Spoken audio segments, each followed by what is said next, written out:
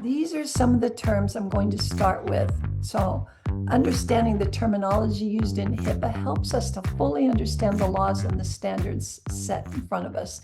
Well-defined terminology can help us to communicate more efficiently, and it increases our clarity of the information, which makes it an important part of presenting what's required and addressable in HIPAA law for us as therapists. So that's why I'm including these terms. And let's start with business associate. Now, when a covered entity outsources or subcontracts with someone for functions, activities, or services to a third party that's not a member of your covered entity, not an employee of yours, not a part of your workforce, or not a party excluded in the administrative simplification regulations, and the outsource function involves disclosure of PHI, the third party is known as a business associate. Let me give you some examples of that. For instance, these are some examples of what you might use as business associates. You might need to set software installed or your computer fixed. You might need to get your computer fixed. And if you have anything on there that's PHI related, then you don't want those people to see that information. So they may have to sign a business associate agreement, knowing all the ways in which they are required to keep things private and what would happen if they don't.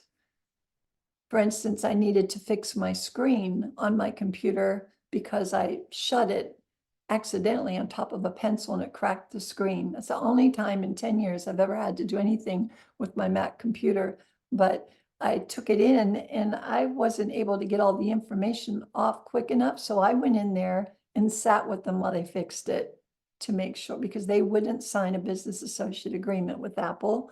So I sat there with them and watched them do it and made sure that they didn't log on to anything, kept it all private, because we need to make sure our client's information is confidential.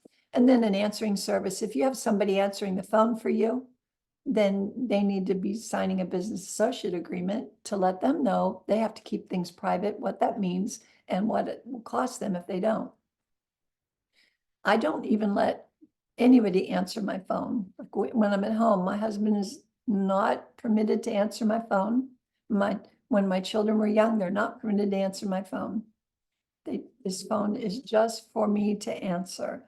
So if I had to hire somebody at my clinic to answer my phone, then I would have to have them sign a business associate agreement.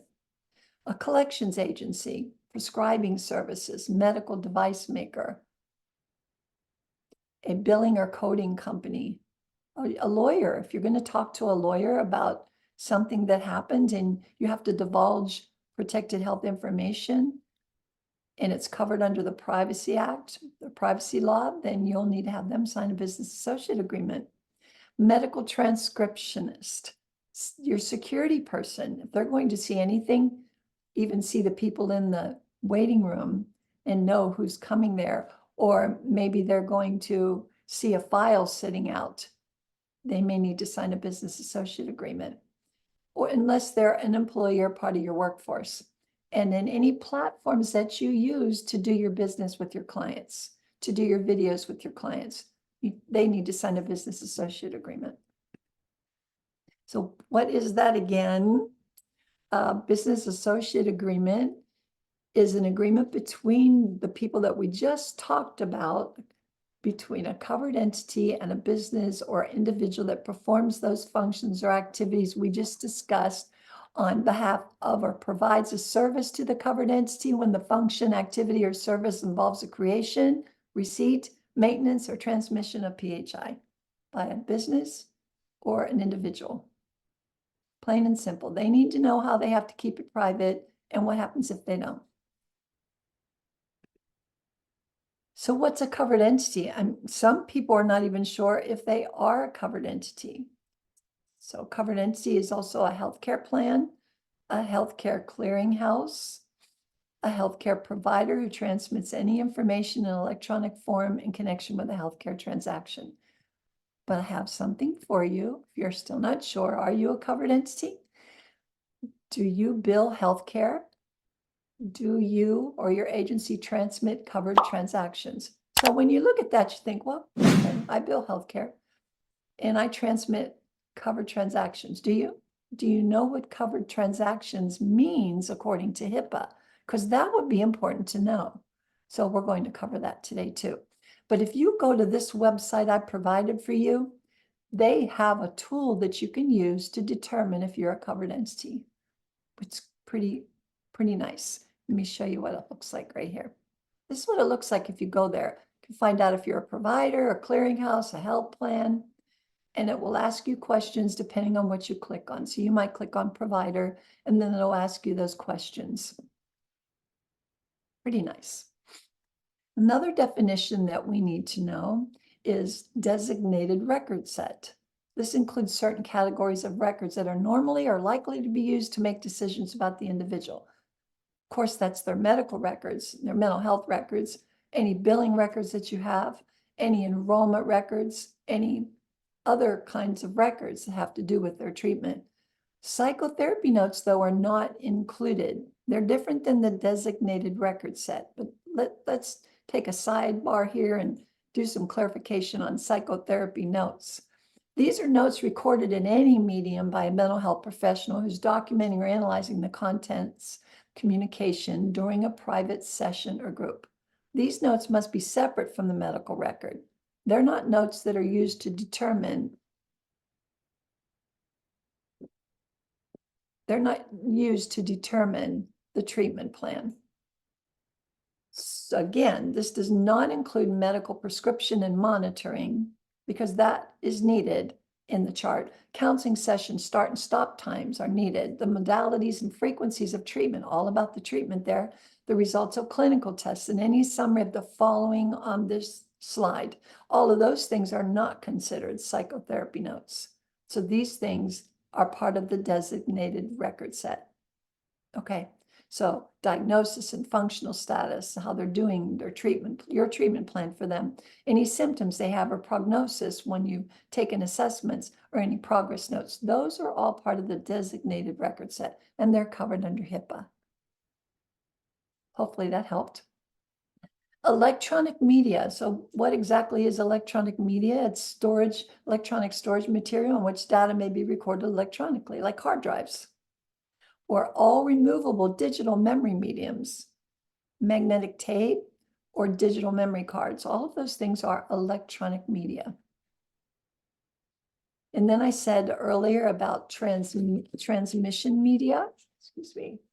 Transmission media used to exchange information already in electronic storage media. So if we transmit things and use transmission media, important to know.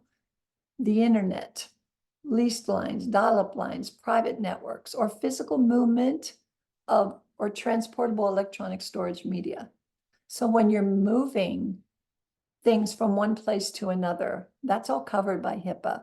More information is coming on these things. What's not transmission media, certain transmissions, including paper, fax, voice, telephone, are not considered to be transmissions via electronic media if the information being exchanged did not exist in electronic form before the transmission, immediately before the transmission. So then there's protected health information.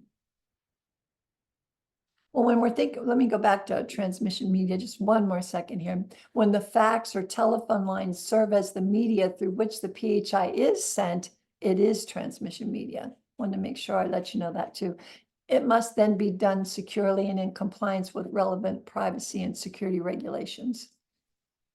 So moving forward again with protected health information. What is protected health information? You'd be surprised that a lot of things are protected health information that you may not have thought.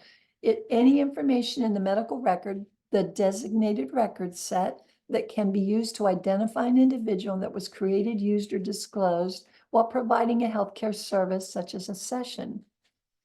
There are 18 identifiers of PHI. And if the communication contains any parts, even parts, of the identifiers, even initials. So it says name is PHI, so even the initials, the data is considered to be identified and it's PHI.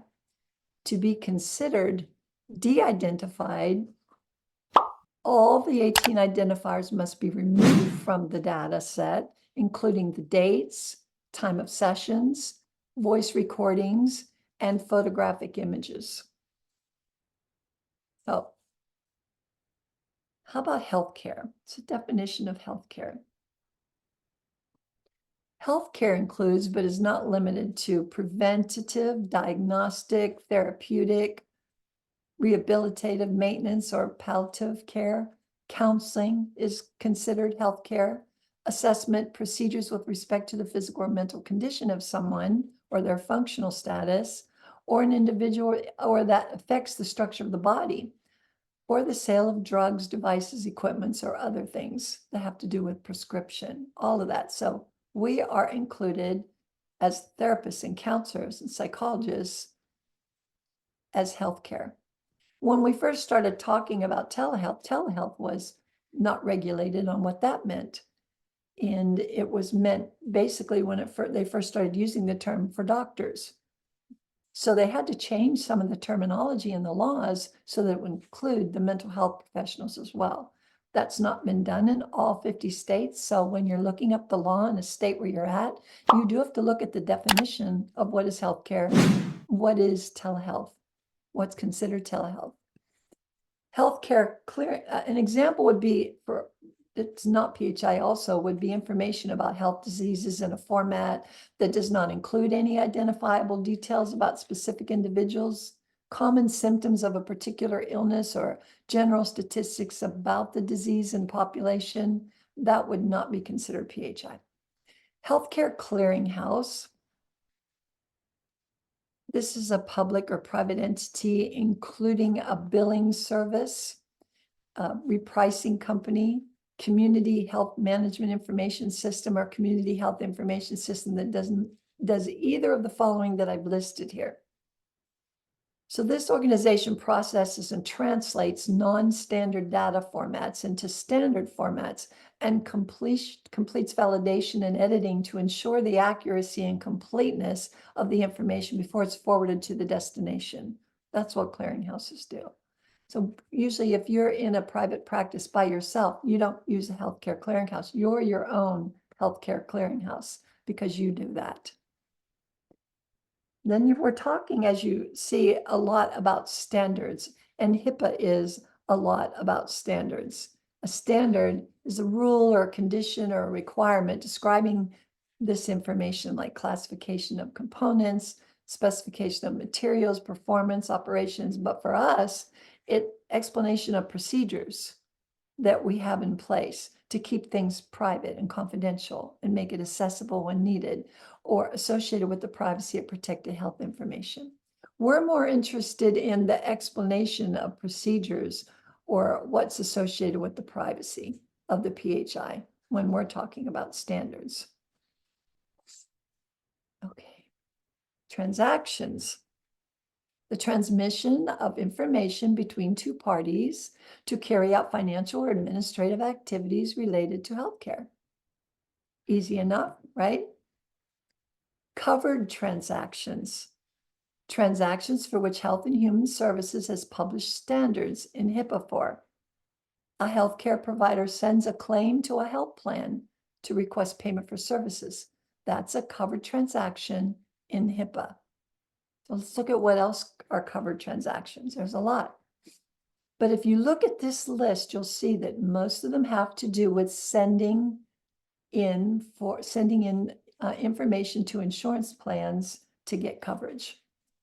Because if look at the transactions: healthcare payment and remittance advice, coordination of benefits, healthcare claim status, enrollment and disenrollment in a plan, eligibility for a plan, health plan benefit payments, referral certification and authorization, first report of injury, health claims attachments, healthcare electronic funds, transfers and remittance advice, and other transactions that the Secretary might prescribe by regulation. So that makes it a little clearer. So I was talking earlier about the workforce, and we need to know what the workforce is, because throughout this 3 hours, I'll be mentioning things that include that term. Employees, volunteers, trainees and other persons whose conduct in the performance of work for a covered entity or business associate even is under the direct control of that entity or business associate, whether they're paid by the covered entity or business associate or not paid. So interns can be considered workforce if they're performing functions within the healthcare organization that involve access to PHI. If they have a role where the access to PHI is limited, they may not be subject to the same HIPAA regulations as we as providers are.